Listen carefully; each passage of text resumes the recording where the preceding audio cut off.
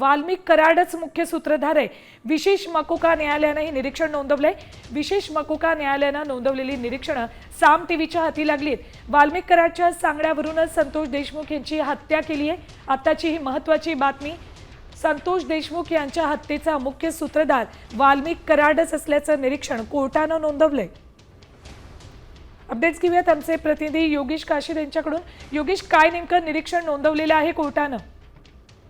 संतोष देशमुख हत्या प्रकरणातील मुख्य सूत्रधार वाल्मिक कराडने आपण दोषी नसल्याचा दोषमुक्तीचा अर्ज बीडच्या विशेष मकोका न्यायालयाकडे केला होता आणि हा अर्ज फेटाळत असताना वाल्मिक कराडला कशा पद्धतीने दोषमुक्त करता येत नाही या संदर्भात न्यायालयाने काही निरीक्षणं नोंदवली होती। या निरीक्षणामध्ये स्पष्टपणे म्हणण्यात येत आहे की संतोष देशमुख यांचं जी हत्या झाली आणि संतोष देशमुख खंडणीला अडसर आल्यामुळे संतोष देशमुख यांचा कट रचून हत्या करण्यात आली।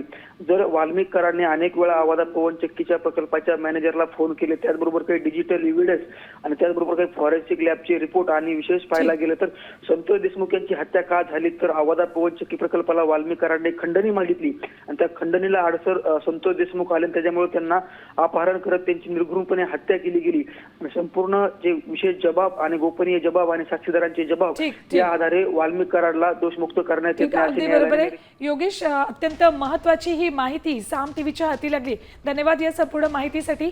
तर वाल्मिक कराडच मुख्य सूत्रधार असल्याचं विशेष मकोका कोर्टानं निरीक्षण नोंदवलेलं आहे आणि कोर्टाचं हे निरीक्षण साम टीव्हीच्या हाती लागले।